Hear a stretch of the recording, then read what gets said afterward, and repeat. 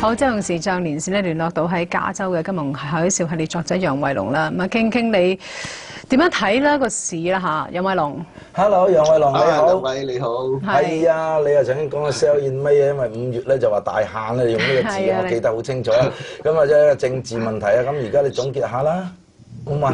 係啊，既然咧有預測啦，咁啊都要總結下嘅，唔好話講咗就算啦，係咪啊？我嗰陣時講話5月大限咧，我講明啊係希臘咧，佢會即係佢個執政黨啊會失勢嘅，咁樣啦，會組成聯合政府，所以咧佢5月咧就會退出歐元區。而家咧佢冇退出歐元區喎，咁啊原因咧就係我當時估計咧佢哋會喺4月就大選嘅，但係其實咧佢哋推遲到去5月，而且咧佢哋冇組成聯合政府呢樣嘢咧都係我諗唔到嘅。不過睇翻而家嘅政治情況咧，就我嘅估計咧，基本上係正確嘅，不過細節咧就有偏差啫。至於 sell in May 咧，我喺龍中隊嗰度咧，4月底啊，就連續講咗2次啊嚇。咁啊，5月咧真係而家呢個5月咧係非常之波動嘅。我哋而家睇翻香港啊，有樣嘢咧我就覺得好遺憾啊，因為咧香港人咧講到樓市咧就好唔理智嘅。5月25日咧，我喺個電視節目嗰度講啦，就話預測香港嘅樓市咧就會喺年底前跌30%啊咁啊！我講咗冇幾耐啫，就俾人哋擠咗上去一個討論區嗰度咁啊，嗰百幾個人咧就圍攻啊，破口大罵，人身攻擊啊咁樣。睇翻歷史咧，就大漢奸汪精衛都未有個俾人鬧得咁慘，所以你睇下香港人咧真係好唔理智㗎。琴日啫嘛，有個樓盤。1個鐘頭啊賣咗50個單位喎，平均尺價成1萬蚊嘅。我可以同大家講啊，如果你有1萬蚊一尺咁樣嘅價錢俾出嚟咧，你唔使憂冇樓賣㗎，唔使驚㗎，唔使趕住去買㗎。財爺都話啦，冰火交織啊，香港嘅樓市啊，大家要小心啊，係咪啊？有計劃置業嘅人咧要量力而為啊。政府咧有必要時咧會推出適當嘅措施啊。我諗呢班人咧根本就冇聽過㗎，佢哋咧即係我覺得咧就佢哋唔單止唔理智啊，同埋咧就係有少少衝動啊，又驚買唔到樓啊，嗰啲咁樣即係夾埋嘅心態啦嚇。好多人話咧，阿楊偉龍冇資格講樓市啊咁啊，我可以同大家講啊，講到樓市咧，我唔係泛之輩㗎。2008年嘅時候咧，年初嗰陣時咧，我出咗系列嘅書咧，講美國嘅次按㗎，分析美國樓市咧喺大中華地區啊。講到即係呢一方面咧，冇幾多個人啊比得上我嘅，尤其是我即係咁多年啦嚇。對於香港樓市咧，我仲係旁觀者清。大家可能聽過句格言啊，唔好同你買嘅股票談戀愛。但其實呢句投資格言仲有下一句嘅，唔好同你買嗰間屋啊做人世啊。但係我諗咧，香港好多人就係咁樣啦。香港人咧同物業嘅感情咧真係分唔開㗎嚇。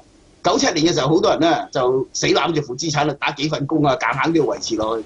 美國人咧就冇呢啲嘅，美國人咧一話負資產嚴重，佢即刻計嗰條數咧，將條鎖匙寄翻去銀行嗰度。我哋叫呢個 Jingle Mail，因為佢叮叮當當啦。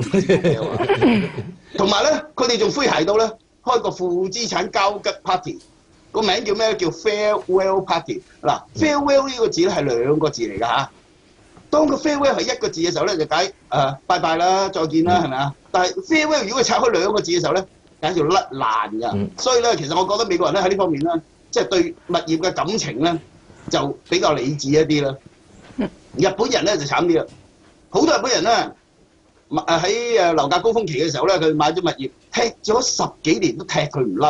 而家嗰嚿負資產仲黐住佢哋，所以咧而家大家先至明白。點解喺日文啊，房地產會叫做不動產啊？阿財爺咧，佢講個説話咧，我覺得令到我啊對香港嗰啲官咧另眼相看。之前咧，我對香港嗰啲官咧就冇好感嘅，而家都有翻啲㗎啦。因為佢其實佢講嘅嘢咧係非常之中肯嘅，非常之啱嘅。而且咧，佢講完呢句嘢之後咧，即係佢個冰火交織啊，話香港個樓市會大手大落咧，咁啊〜我以前咧認為咧香港係官商勾結啦，嚟到啲勾地政策啊，停止公屋啊，停止即係嗰啲停止賣地啊咁樣啦嚇，咁啊我都好反感噶。不過咧睇完佢嘅文章之後咧，我覺得佢哋都有啲人咧講翻啲公道説話嘅。同埋咧，我而家咧建議咧，如果你話即係要買樓嘅話，不如攞嘅錢嚟買通脹掛鈎嘅債券 iPhone 啦。